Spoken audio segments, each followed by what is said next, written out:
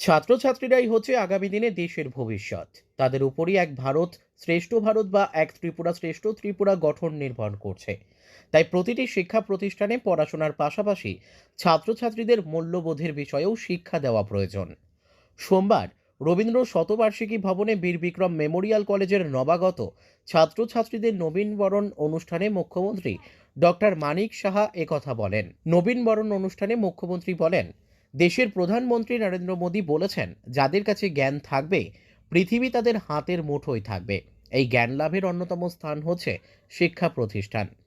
মুখ্যমন্ত্রী নরেন্দ্র মোদী 2014 সালে দায়িত্ব গ্রহণ করার পর দেশের শিক্ষা ব্যবস্থার আমূল পরিবর্তনে বিভিন্ন পরিকল্পনা গ্রহণ করে কাজ করে যাচ্ছেন।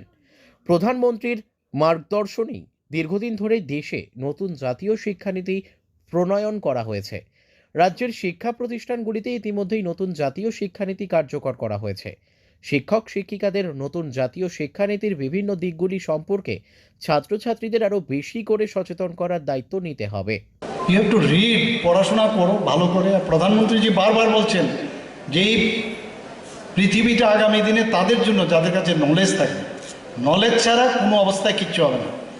যত বেশি পড়াশোনা করা যায় তত বেশি তার মধ্যে যেটা ভিতর থেকে যে অন্তর্নিহিত যে প্রতিভা সেটা বেরিয়ে আসবে।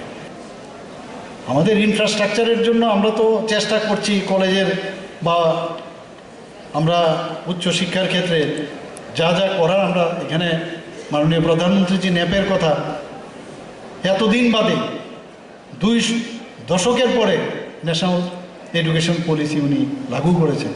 অনুষ্ঠানে পর্যটন মন্ত্রী সুশান্ত চৌধুরী বলেন, ছাত্রছাত্রীরা বিদ্যালয়ের গণ্ডি পার হয়ে মহাবিদ্যালয়ের গণ্ডিতে পা রাখার পর নবীনবরণ দিনটির জন্য অপেক্ষা করে, কারণ এই দিনটি তাদের জীবনের জন্য একটি স্মরণীয় দিন হয়ে থাকে।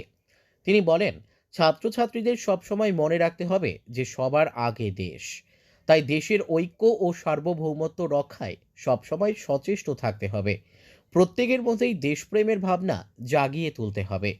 প্রতিটা ছাত্রের জীবনে, ছাত্রীর জীবনে যখন স্কুলের গণ্ডি পেরিয়ে কলেজের গণ্ডিতে তারা পা বাড়ান, এই নবীনবরণ অনুষ্ঠানটির জন্য প্রত্যেকে অপেক্ষা করে থাকেন। এটা তাদের অনেকের কাছে খুবই গুরুত্বপূর্ণ এবং স্মরণীয় একটি দিন।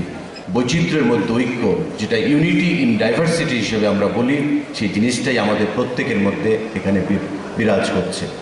তাই আমাদের দেশকে যা রক্ষা করতে হবে, দেশের যে সোভারেনিটি, সার্বভৌমত্ব, সেই জিনিসটাকে রক্ষা করতে হবে।